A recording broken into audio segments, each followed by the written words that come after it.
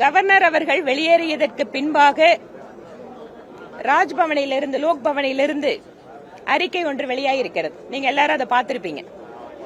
எந்தெந்த காரணங்களுக்காக மரியாதைக்குரிய ஆளுநர் அவர்கள் அந்த உரையை படிக்காமல் விட்டிருக்கிறேன் என்கின்ற விளக்கத்தையும் கொடுத்திருக்காங்க.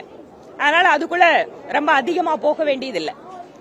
ஆனா என்ன ஆச்சரியம் அப்படின்னா, ஆளுநர் அவர்கள் இம்மாதிரி வெளியேறி செல்வார், உரையை படிக்க மாட்டார், தேசிய கீதத்தை நாம இசைக்க போறதில்லை அப்படிங்கிற முன்முடிவுகளோடு மரியாதைக்குரிய முதலமைச்சர் அவர்கள் அவருடைய உரையை தயாரித்து படித்தார். அப்ப ஏற்கனவே மாநிலத்தினுடைய முதல்வர் அவர்கள் கவர்னர் நிச்சயமாக உரையை படிக்கவிடக் கூடாது என்பதற்காகவே அதற்காக ஒரு பதிலை தயாரித்து வைத்திருந்தார்கள் என்றால், இவர்களுடைய எண்ணம் என்பது கவர்னர் உரையை படிக்க வேண்டும் என்பதாக இல்லை என்பது நிரூபணமாகிறது. அது மட்டுமல்ல,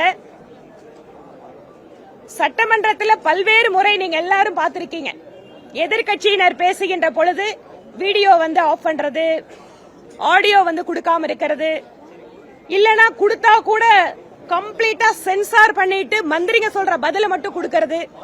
இன்றைக்கு உச்சகட்டமாக வழக்கமா வீடியோவை தான் ஆஃப் பண்ணுவாங்க, இன்னைக்கு உங்களுக்கு ஆடியோவை கூட கம்ப்ளீட்டா கட் ஆஃப் பண்ணிட்டாங்க.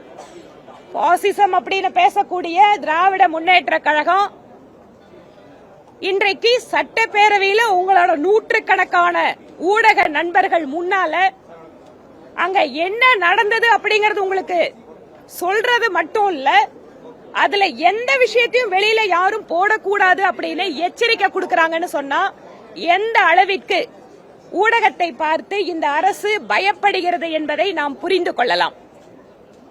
இனி கம்ப்ளீட்டா பிளாக் அவுட் பண்ணிருக்காங்க அசம்பிளி ப்ரொசீடிங்ஸ் அப்படின்னா, அப்ப எதுவுமே வெளியில சொல்லக்கூடாது, எந்த செய்தியும் மக்களுக்கு தெரியக்கூடாதுன்னு இந்த அரசாங்கம் நினைக்கிறது.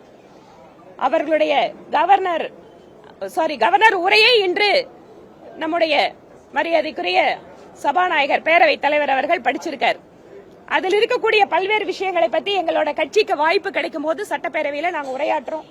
இன்றைய நிகழ்வை பொறுத்தவரை தொடர்ச்சியாக